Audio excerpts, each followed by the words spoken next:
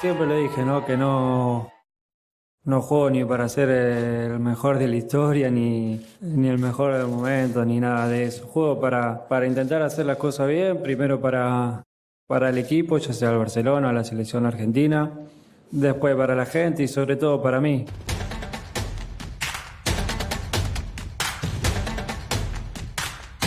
Lionel Andres Messi, considered the best player of all time by not only football fans, not only football pundits, but by fellow professional footballers and managers all around the world.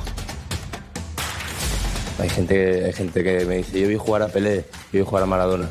Yo puedo decir que yo vi jugar a Lionel Messi. He doesn't have the ball. It's unbelievable, the character, how we press, how we work for the team. He's one of the gods of football.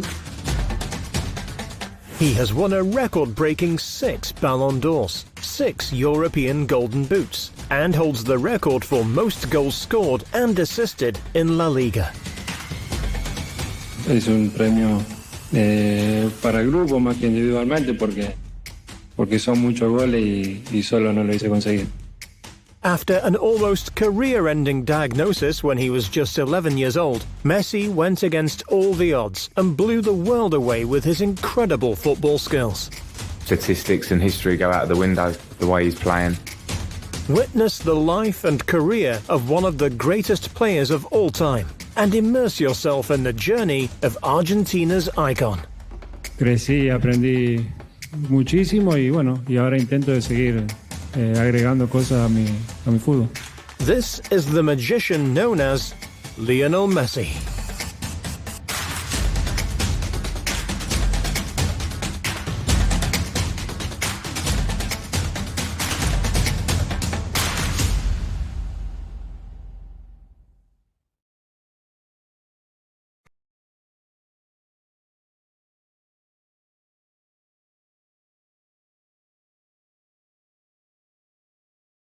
Born on the 24th of June 1987, Lionel Andres Messi was raised in the football-loving city Rosario, the largest city in the central Argentina province Santa Fe. Messi was brought up by his father, a steel factory manager and part-time football coach, and his mother, who worked in a magnet manufacturing workshop. His family were passionate about football, frequently watching it every week and getting involved with it every chance they could. Well, Messi was born into a football family. His dad was a coach, and he was born in a football city. Rosario in Argentina was one of the host cities for the World Cup in 1978, almost 10 years before Messi was born. This is a city that loves the game, and it's a family that loves the game, that is steeped in the game through his father. And Lionel Messi, his first influence is through, of course, his father's love of football, but also his grandmother's willingness to take him anywhere that football takes him as he begins to make his way in the local football scene. Messi quickly developed a passion for the sport as he was surrounded by it 24/7. He constantly played with his older brothers, Rodrigo and Matias, and by the age of 4 was determined to join a local team. And sure enough, in 1991, Messi joined his first team, Grandoli, which was coached by his father. His father, who is a coach, takes him to the local club, Grandoli, and looks after him there and influences his first steps as a very young player, 4 years old when he goes to Grandoli. But of course, Newell's Old Boys are the Rosario club, and the club that Messi has supported all his life. And, very quickly they become aware of any emerging talent on their doorstep. And little Lionel Messi is very much an emerging talent. Messi moved clubs when he was 6 years old, joining the Newell's Old Boys, a local club located in Rosario. Here he played for over 6 years, developing his skills even more, garnering more match experience, and surrounded himself with other future prospect players. Whilst at Newell's, Messi was already showing off what type of player he was going to become. In the 6 years at the club, he went on to score almost 500 goals and became a member of the Machine of '87, who were named that due to the fact that they were the near unbeatable youth side since their birth in 1987. Audiences loved watching Messi play, as he was not only scoring regularly, he would also perform tricks at half-time. Una diablura con la pelota, la llevaba atada, tenía una velocidad, esos trancos cortitos que él tiene, y con qué facilidad pasaba jugadores, ¿no? It seemed like his career in football was going to blossom, but at the age of 11, Messi received some news that would put his professional football career at risk. He's an outstanding footballer, the best of his group. Newell's Old Boys know all about him. However, there comes an age when kids start to grow, where little boys shoot up. Can never quite predict when that age will be, but with Lionel Messi it just didn't happen. The problem for Lionel Messi is that it becomes apparent by the age of 11 that he's not really growing at all, and he's diagnosed with this growth hormone deficiency, which casts his whole future into doubt. Él era consciente de que era chiquito y que en lo deportivo le generaba cierta desventaja. Cuando los chicos no crecen les interesa, no sé, ser altos porque quieren ser más altos, por estética, por las minas, él quería jugar al fútbol. Él siempre decía si iba a crecer como para jugar al fútbol, que quería jugar y yo le decía, vos quédate tranquilo que vas a ser más alto que Maradona. No sé si vas a ser mejor, pero vas a ser más alto. Messi underwent the treatment, despite the fact that it cost his family almost $1,000 a month. During his treatment, he continued to play for Newell's, putting in great performances every week. But things were about to change for the young Lionel Messi. So Messi at this stage is still with Newell's. He's still trying to tackle this problem of will he grow enough to be a footballer. Some people say he's never going to amount to anything. River Plate are interested in signing him as well. But the family look beyond that. He has connections in Spain, in Catalonia, and he ends up at the age of 13 having a trial with Barcelona, and Barcelona immediately want to sign him. The Messi family travelled to Barcelona after receiving the go-ahead for the trial.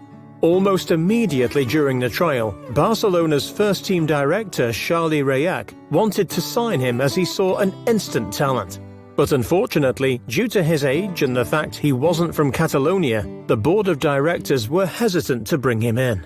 If you try and imagine the 13-year-olds at a trial with Barcelona, these are not the ordinary kids that you and I play with on the street. These are already the creme de la creme. But when Lionel Messi walks into this trial, nobody at Barcelona is under any illusions at all. He is the cream of that already very, very exclusive club, and they have to have him. A few months later, Barcelona were given the final chance to sign the Argentine prodigy. And on the 14th of December, Messi was offered his contract, which was written on a paper napkin. Barcelona was his new home, and in February 2001, the Messi family relocated to an apartment in the city.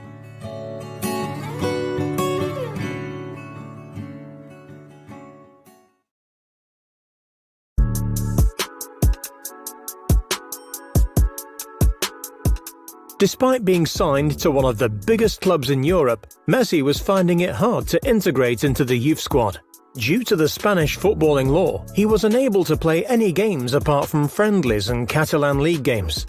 Because of this, his relationship with other teammates was almost non-existent, with some of them labelling him a mute. On top of that, his mother moved back to Rosario with his brothers and little sister, leaving him with just his father, causing him to feel constantly homesick. Eventually, in 2002, Messi was enrolled in the Royal Spanish Football Federation, meaning he was now eligible to play in all competitions. He had also befriended some of his junior teammates. Those included Cesc Fabregas and Gerard Piqué. Now eligible to play in all competitions, Messi displayed his true talent to all the Barcelona staff. In that year, Messi became part of the youth team known as the Baby Dream Team, Barcelona's greatest ever youth side. During his first season in 2002-2003, Messi ended up the top scorer with 36 goals in just 30 games. Because of this phenomenal season for the Cadetes A, Messi was getting recognized all over Europe. In 2003, he received an offer from Arsenal to join their team. But despite the fantastic offer, Messi decided he wanted to stay loyal to Barcelona. The 2003-2004 season became an iconic season for Lionel Messi. Within this season, he shot up the ranks, debuting for a record 5 teams in a single campaign. During this season, he played for the Juveniles B, Juveniles A, Barcelona C, and Barcelona B teams. Because of this quick rise through the rankings, players from the Barcelona A team were starting to recognize him in training sessions and insisted that he was given a chance in the first team. And before he'd even got into Barcelona's first team, all the first teamers were aware of him. There'd been this occasion where a lot of them were away on an international break, and so they needed players to come in and take part in first team training, and Messi was one of those. And Ludovic Giuly, the Barcelona French international player who was part of this training session, tells this story about how this little kid was absolutely destroying people, and grown men were being embarrassed by this little 15, 16-year-old kid on the training pitch, and Frank Rijkaard could not ignore him.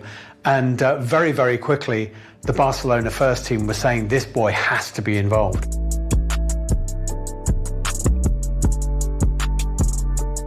And at that time, Ronaldinho was the man at Barcelona, and Ronaldinho saw Lionel Messi train, and he picked him out as being the next Ronaldinho, the next big thing for Barcelona, and was insisting more or less that Lionel Messi became part of the first team scene at the club. Although Messi didn't officially play for the A-team in this season, he did finish that campaign having scored for 4 of his 5 teams, with a total of 36 goals in all official competitions. Going into the 2004-2005 season, Messi finally made his debut for the Barcelona first team, coming onto the field in the 82nd minute. So when he was 17 and 3 months old, Lionel Messi became the youngest ever player to play in Barcelona's first team, coming on as a substitute against Espanyol, and his first goal followed soon after. Also the youngest player ever to score a goal for Barcelona's first team against Albacete at the end of that season, which finished in 2005.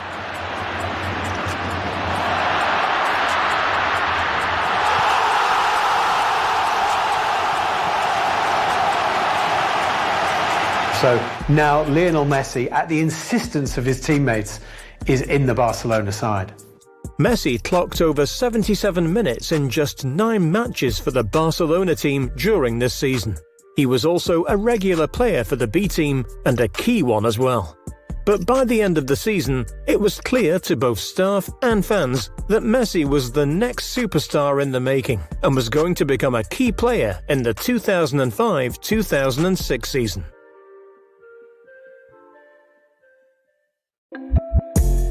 In the 2005-2006 campaign, Lionel Messi was a full-time first-team player. He had been fully promoted from the B team and was training with the A team on a daily basis. Within the first few games, Messi was blowing away fans on both sides of the stadiums. His skills were truly on show, and his abilities were becoming renowned everywhere he went.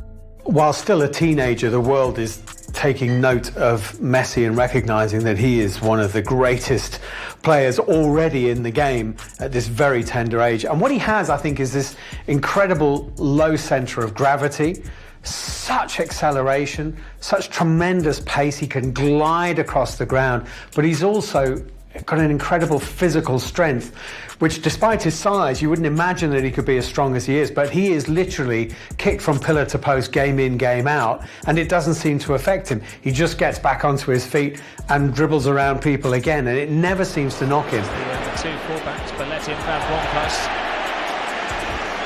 Here's the youngest. Oh, look at that! Poetic from Messi. And it's that kind of persistence and incredible strength to go with the pace and skill which signals him out at this age as being something really, really special. Messi was starring in some of the biggest games Barcelona played in this season.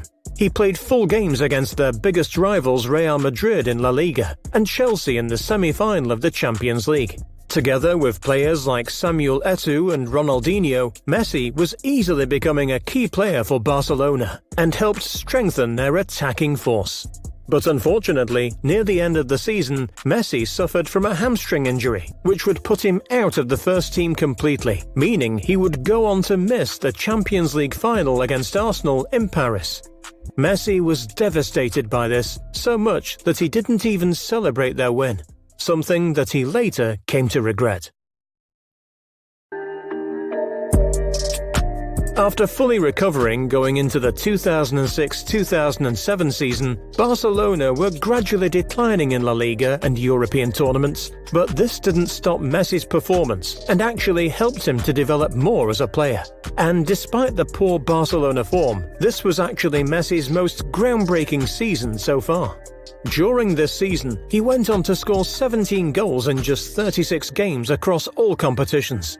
He also got his first hat-trick for the club, scoring against their closest rivals Real Madrid in the Clásico match. This hat-trick meant that Messi was the first person to score one in an El Clásico match in over 12 years. This is the game that is going to be remembered as the Lionel Messi match. It was clear that Messi was becoming an extremely important asset for the club and was actually being compared to his fellow countryman and footballing legend Diego Maradona. This comparison was made clear to fans in April 2007, when Messi went on to score what could only be described as a Maradona-esque goal against Getafe in the first leg of the Copa del Rey semi-finals. There probably isn't a football fan in the world that hasn't seen the Diego Maradona goal against England in the World Cup quarter-final of 1986 in Mexico, when he runs from inside his own half of the field pretty much through the whole England team and glides around Peter Shilton and tucks the ball into the back of the net. Maradona turns like a little eel and comes away from trouble. Little squat man comes inside Butcher, leaves him for dead. Outside Fennick, leaves him for dead and puts the ball away. And that is why Maradona is the greatest player in the world. Absolutely certain that there's no Argentine who hasn't seen that goal a countless number of times. And of course, Lionel Messi would have grown up with that goal from the great Maradona. So then in the Copa del Rey against Getafe, Messi picks the ball up inside his own half of the field. I wonder at what point he realises that he's almost scoring the exact same goal, because it is extraordinary. From almost the same area of the pitch, beating players in exactly the same way, finishing in virtually the same way, Lionel Messi replicates one of the greatest goals we've ever seen. Messi. Oh, brilliant skill from Lionel Messi. Surging forward with real menace here. Brilliant from Messi. Oh, what a goal that is! This goal sent shockwaves all over the world, as it was not only a good goal, it was a world-class goal that could only be achieved by a few people. Messi was being regarded as the best player in the world, and still at only the age of 19. With Ronaldinho out of the squad in the following season, he had become the star player for the squad. At the 2007 Ballon d'Or, Messi made the podium alongside Kaká and Cristiano Ronaldo. He unfortunately finished in the third spot, but it was still an incredible achievement for him. He also got nominated for FIFA World Player of the Year, coming second again behind Kaká, but beating Cristiano Ronaldo. He had finally had a taste of what it was like to be an award-winning player, but his mission to becoming the best player ever was still not over.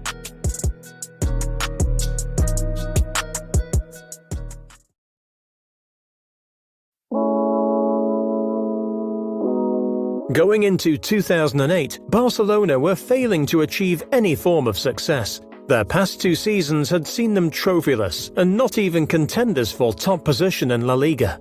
Ronaldinho had dramatically lost all form and was not even considered one of the best players in the world anymore. And on top of that, Rijkaard, the Barcelona manager, who had previously led Barcelona to win the league 2 times in a row, had lost control of his team. Things needed to change, and in 2009, Barcelona were appointed with their new manager, the former Barcelona captain, Pep Guardiola. Messi continued at the start of this 2009 season to play on the wing. During this first season under Guardiola, Messi finally won his first Ballon d'Or and FIFA World Player of the Year award, winning the awards by the greatest voting margin in each trophy's history. But going into the 2010 season, Guardiola would go on to change his role, a decision that would actually make Messi the player that he is known for today. De que llegó, él cambió todo para nosotros, para el club, se consiguieron todo lo que se consiguió y para mí es fundamental Guardiola en todo este proyecto del Barcelona. I think when you have a player like Messi, it's very difficult to tie down to one position, but Rijkaard had mostly used him with Barcelona on the right-hand side as a winger, with license to roam and cut inside. And when Guardiola took over at Barcelona, that's where Messi started off as well. But it was Guardiola probably who had the vision to see that maybe that was a position which restricted him, and actually to get the Lionel Messi unleashed, he had to move him into the middle. And that's what he did. In all matches in the Clásico against Real Madrid, Messi pops up as a kind of a false nine position, and suddenly we see that Messi is capable of even more than we've seen from him on that right-hand side of midfield.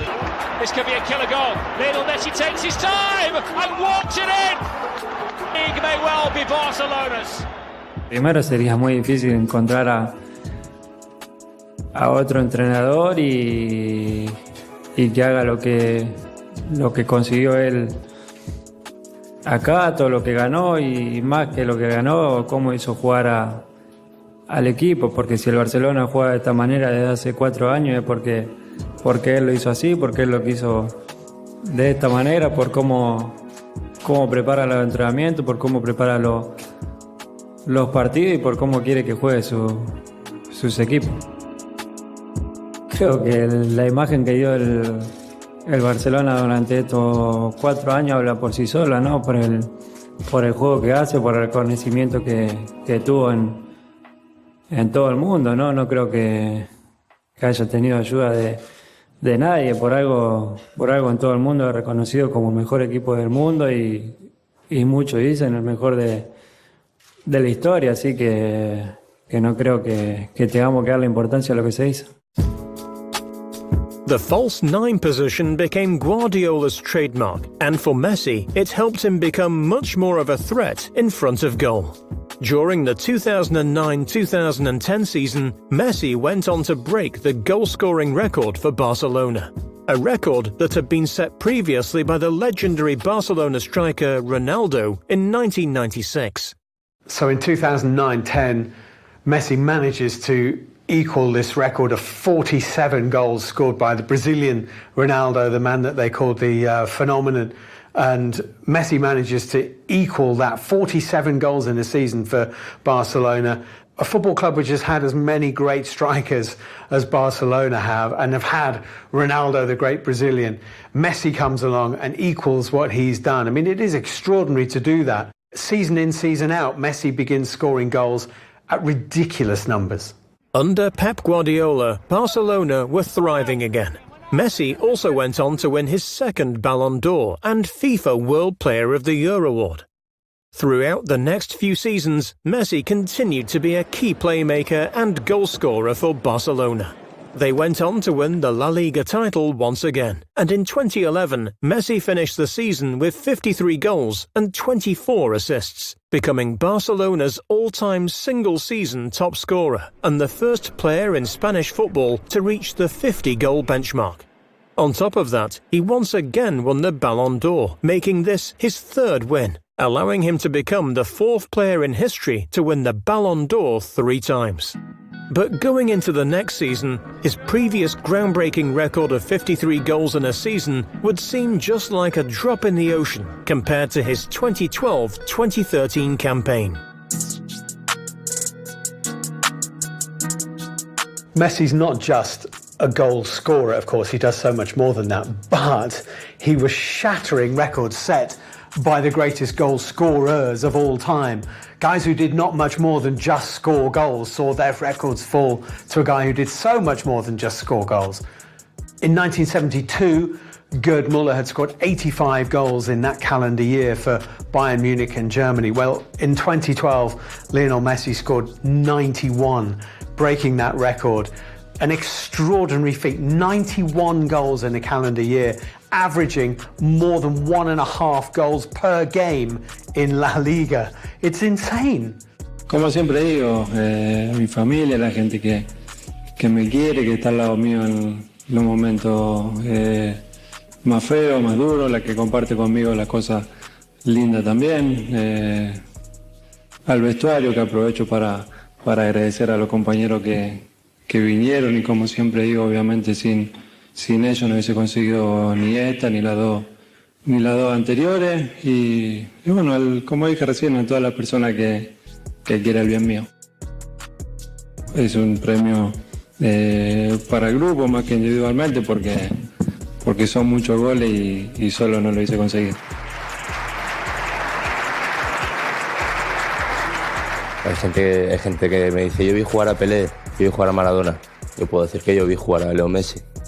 Es un jugador distinto, un jugador que ha hecho historia, va haciendo historia y hará historia en el fútbol, y es que quedan pocos adjetivos que podamos calificarlo. What I can say about Messi, more than I was talking or the people is talking, is one of the gods of the football. It's unbelievable the desire. It's unbelievable the capacity to fight with the ball on the feet, to fight without the ball on the feet. What happened when he touched the ball? When he doesn't have the ball, it's unbelievable the character, how we press, how we work for the team. Hombre, a mí no me sorprende, bueno, sí que a este nivel sí que me sorprende, pero su forma de jugar no me sorprende porque lo conozco desde pequeño, la rapidez, la definición siempre la ha tenido, y claro, es un placer y un orgullo poder contar con él en nuestra plantilla, y seguro que nos dará muchos más goles y más victorias en partidos importantes también. Scoring 91 goals in a single calendar year got acknowledged by the Guinness World Records, and he continues to hold that record. Due to this phenomenal season, Messi also went on to win his 4th Ballon d'Or, becoming the first player to ever win 4 trophies, displaying to everyone that Messi was the greatest of all time.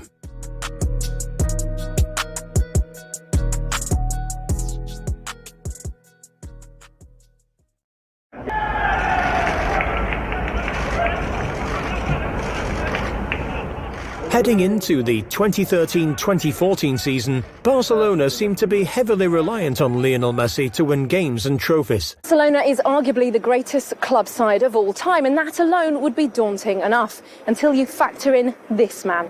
The incomparable, the maestro, the unmarkable. Lionel Messi is simply the puzzle that Chelsea have to solve. Statistics and history go out the window. The way he's playing is solely about us performing in these 2 games to try and stop him, and with the ability he's got, we have to be at our best. Pundits were labelling the side's era as Messi dependenica.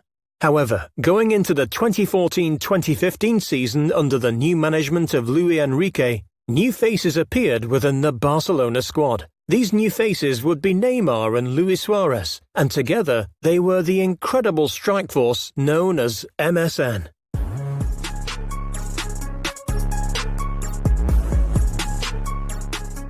Always throughout time there's been forward lines that have excited people and gone down in legend, and Barcelona obviously had one of those in the MSN combination, Messi, Suarez, Neymar, which came a few years after Real Madrid's BBC with Bale, Benzema and Cristiano. It was a wonderful, wonderful setup. Neymar, Suarez and Messi in the same side. Messi with his incredible goal-scoring attributes, but also the wonderful assists that he brings to the side and to the other two.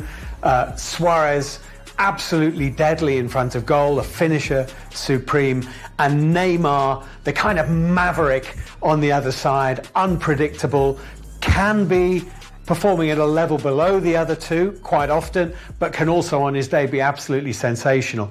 And who would not want to be part of that front line? MSN were terrifying in front of goal and racked up statistics never seen before in the world of football. Together, they scored a staggering 270 goals in just the one season. They also helped assist each other, achieving a total of 133 assists between them. They also went on to win back-to-back La Liga titles, 2 Spanish Cups, a Spanish Super Cup, a Champions League, a European Super Cup and a FIFA Club World Cup, totaling 8 incredible trophies in just 2 seasons.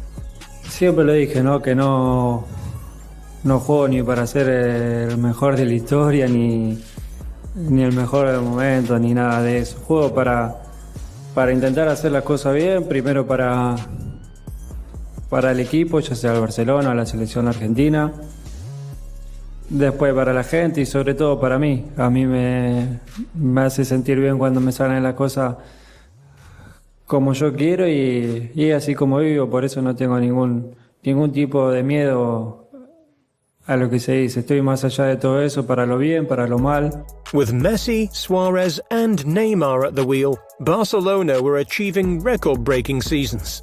It seemed like the dependency on Messi was gone, and they could all work together to win as many league titles as possible.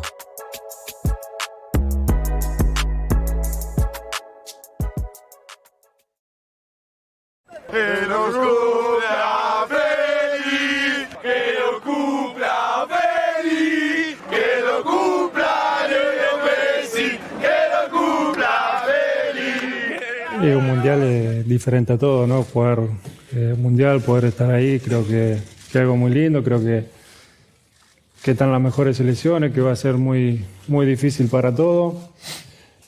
Y ojalá que a Argentina le vayan las cosas bien, podamos conseguir el objetivo y vamos a disfrutar. Es en Sudamérica, vamos a estar cerca de nuestra gente, que seguramente va a haber muchísima la que va a ir, así que esperemos que vayan las cosas bien. Whilst Messi's time at Barcelona seemed to be filled with record-breaking moments and constant league titles, his career playing for Argentina was telling a different story, one that was up for constant criticism. Hace mucho tiempo que Argentina no logra estar entre los 4 finalistas de una Copa del Mundo y eso para un país tan futbolero como este es muchísimo tiempo. In contrast really to his time at Barcelona, where silverware and trophies just seem to have come in a constant and steady flow, his career with Argentina has seen him finish runner-up so many times, Copa America, World Cup. It's almost been one disappointment after another. And somehow Messi has never really stamped his personality on a World Cup finals. He did win the vote for the best player in the World Cup of 2014, but Argentina lost the final, of course, to Germany. And it felt like it was a consolation prize for Messi as an individual, because he deserves to be on that podium for what he's achieved throughout his career. Whereas actually in that World Cup, was he the best player at the 2014 World Cup? Many people would say not. Again, a World Cup passing by without Messi being able to enlighten it in the way he has with his club. Since playing for Argentina's first team, Messi had only gone on to get 1 World Cup grand final. And although he was the captain, the strength of the side always seemed to be questioned going into every international competition, despite having some of the best attacking players in the world. No hay que buscarle toda la responsabilidad a Leo, sino todos tenemos que tratar de aportar lo que cada uno sabe para tratar de conseguir el objetivo que ya todos saben. Entonces, bueno, hay que estar tranquilo, hay que trabajar mucho toda esta semana que tenemos para que cuando empiece a rodar la pelota, que tengamos el primer partido, tratar de no cometer errores. Probably one of the problems for Messi with Argentina is that it is all about Messi. And great though he is, Barcelona have always had fantastic players around him and behind him in Xavi and Iniesta or in Neymar and Suarez, whereas basically Argentina is Lionel Messi and has been for a long time, despite the fact that there's Dybala and there's Aguero and other terrific players. If you stop Messi, you stop Barcelona, and that has counted against them.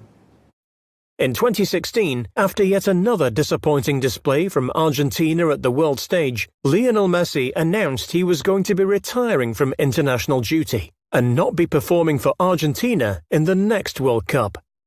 However, leading up to the 2018 World Cup, Messi found himself going back into training sessions and taking up the role of captain once again. maybe this World Cup would be the one for Argentina.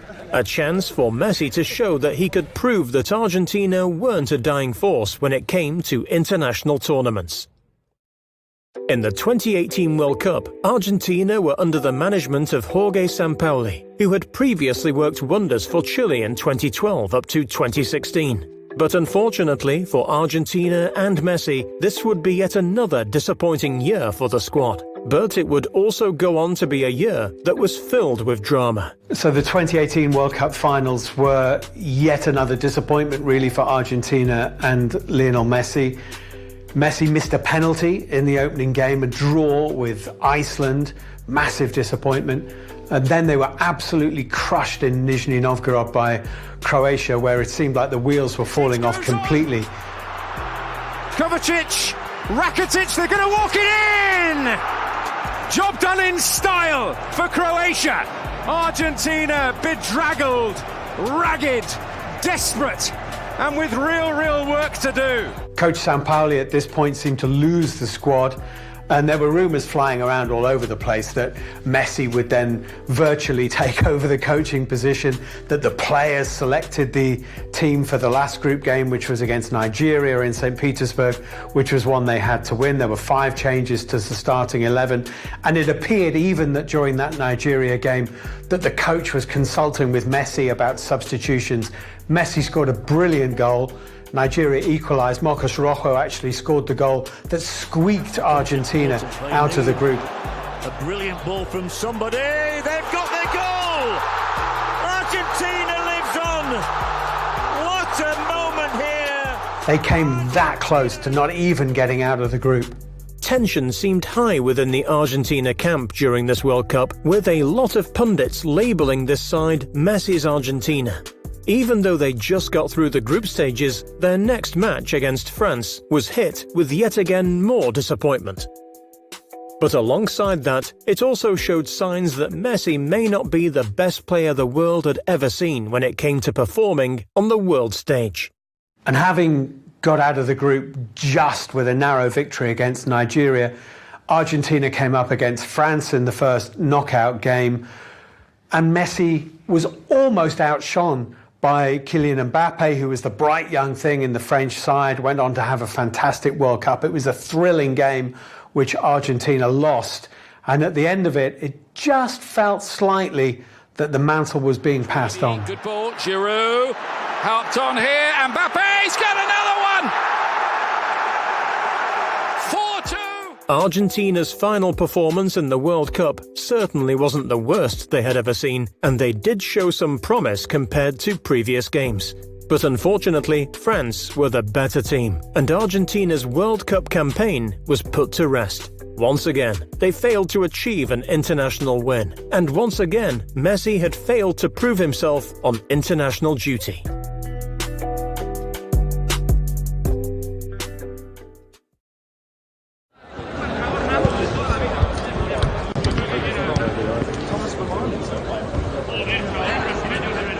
Tienes 27 años y estás en la cumbre mental y física del futbolista. Para mantenerse ahí, ¿hay que hacer algún cambio de hábito en la dieta, en los entrenamientos? Bueno, uno va creciendo, ya son 27 años, no es lo mismo cuando tenía 19, 20, 21, 22, 23, que puede hacer cualquier cosa, o comer cualquier cosa que el cuerpo no lo nota, que salía a jugar y está bien prácticamente todos los partidos, todos los entrenamientos, no sentí nada. Uno cuando crece lo va notando y intento de cuidarme así en el descanso, sobre todo la comida, para intentar de llegar bien a los entrenamientos y a los partidos, que es lo fundamental.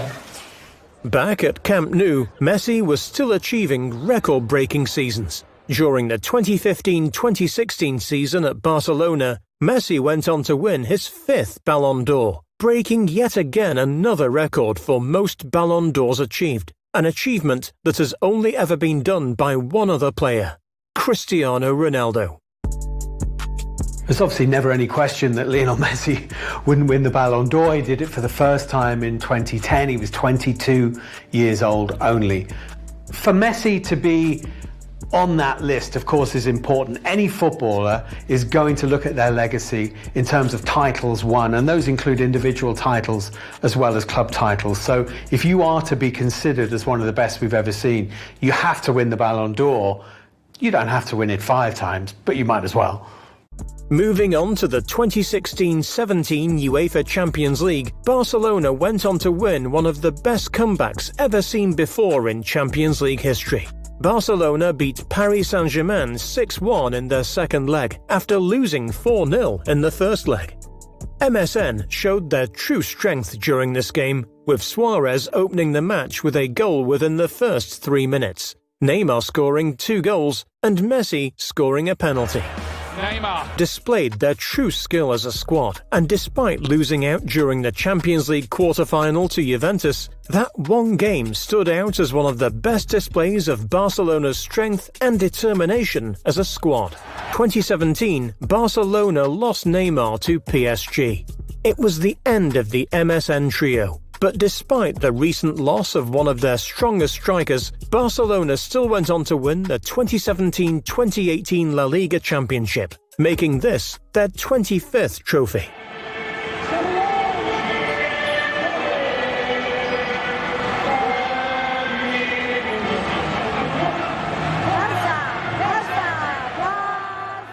Siempre se habla de la lucha por el Balón de Oro. Ahora mismo eres claro favorito. ¿Qué importancia le das? Bueno, ya lo dije muchas veces, ¿no? La verdad que no es mi objetivo los premios individuales, ni ese, ni la bota, ni ninguno. Nuestro objetivo nuestro es intentar de conseguir todo lo que jugamos. Como dije antes, gracias a Dios estamos muy en camino y ojalá terminemos de la mejor manera. To this date, Messi's career at Barcelona continues to thrive. In the season of 2018-2019, Messi became the top scorer in Europe once again, earning him his 6th European Golden Shoe, an achievement that only he has achieved, with Cristiano Ronaldo behind him with 4. Entiendo tu orgullo como padre, me emocionado escucharlo, y por eso nosotros hemos querido ir un poco más allá y que Thiago y Mateo y no fueran solamente testigos de este evento, ya han salido también en el vídeo, sino que también fueran protagonistas principales, que sean ellos quienes te hagan la entrega de la bota de oro. Así que pido por favor a Thiago y a Mateo que nos acompañen aquí al escenario.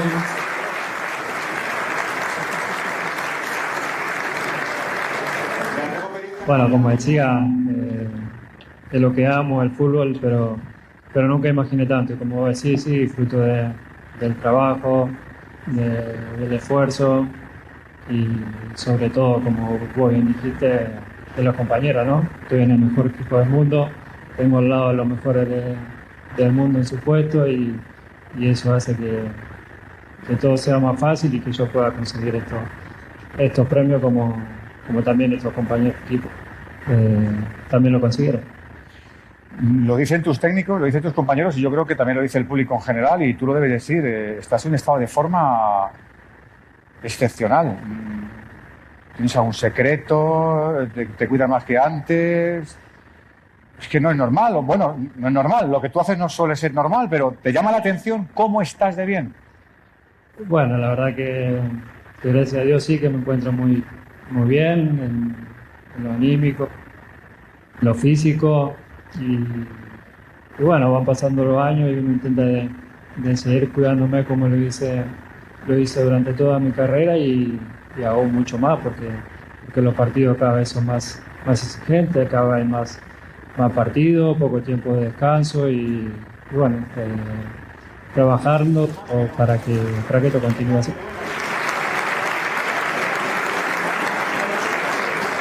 There have been so many brilliant Messi goals over the years. Obviously the one against Getafe, the sort of Maradona-esque goal. He scored a fantastic goal in the 2014 World Cup finals, which saved Argentina actually in a 3-2 win over Nigeria right at the end of the game. Brilliant goal. Messi strikes. But I think it's got to be in a Barcelona shirt that you look back on Messi in the Champions League finals that he won with them, particularly probably the one at Wembley in 2011 against Manchester United, when he was the outstanding player on the pitch, as he so often is, and Barcelona just toyed with United, and what was a very, very long evening for Alex Ferguson's team, and Messi just conjured and created and conducted what was a fantastic Barcelona display. Into the feet of Messi. Still Lionel Messi! 2-1 Barcelona, and who else but Lionel Messi? Lionel Messi is the best player Barcelona has ever had the pleasure to have in their squad. And despite having constant offers from other clubs around the world, he has always stayed loyal to the Barcelona squad and frequently calls it his home. Barcelona and Messi have been together for so long now that it seems almost inconceivable that they could ever part. It may happen, but I think the reason that he's always turned down approaches from any other club is partly, if you go back to his childhood, he's from a family that has some roots in Catalonia. He's very aware of what Barcelona did for him with his medical problems as a very young player. He only really speaks Spanish, and he is very, very comfortable in the city and the environment of Barcelona, who have given him everything he could ever want in terms of trophies and success, working under the likes of Guardiola, winning just about everything there is to win. Barcelona have given him all of that. There have been no disappointments in his club career. All the disappointments have been with Argentina in his international career. So I think it would be a tremendous wrench for Messi to walk out on Barcelona. At the age of 32, Messi is still regarded as one of the best players to have ever graced the sport. He is still breaking records and still putting in monumental performances week in, week out at Barcelona.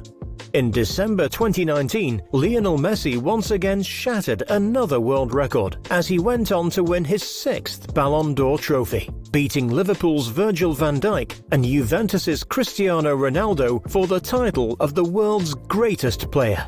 This 6th win pushed him ahead of Ronaldo and made him the only player to receive 6 Ballon d'Or trophies in the history of football. I think many people thought we'd never see anybody like Diego Maradona, and out of the same country came Lionel Messi, and has done everything that Maradona did and more in terms of club success. And I think to be able to do it for a decade and a half, being kicked week in, week out, is something that even Maradona's body couldn't stand up to.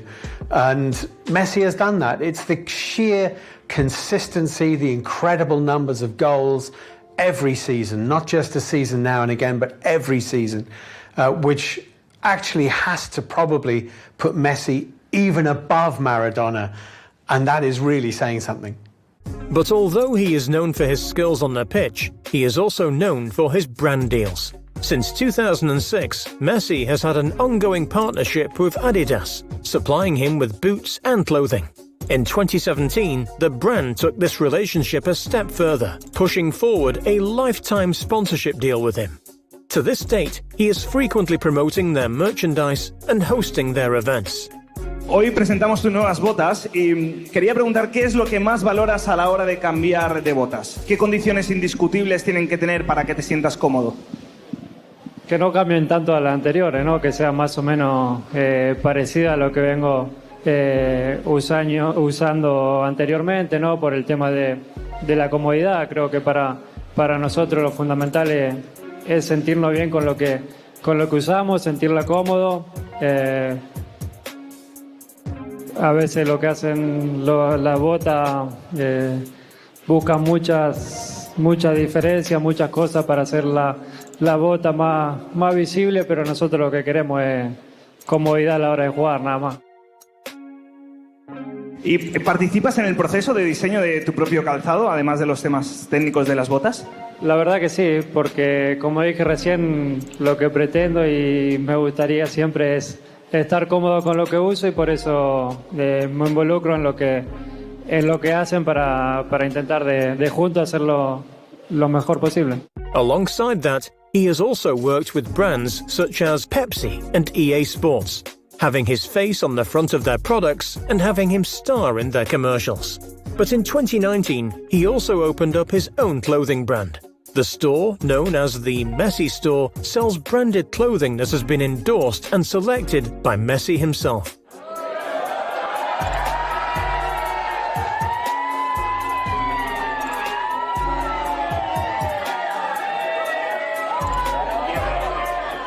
Because of these intelligent business deals, Messi has now become the second wealthiest football player in the world, just behind Cristiano Ronaldo. But Messi is also known for more than just his brand deals. He also does a lot of work for charities and has set up his own foundation called the Leo Messi Foundation, which has helped support children from less fortunate backgrounds, children with cancer, and children with life-changing disabilities.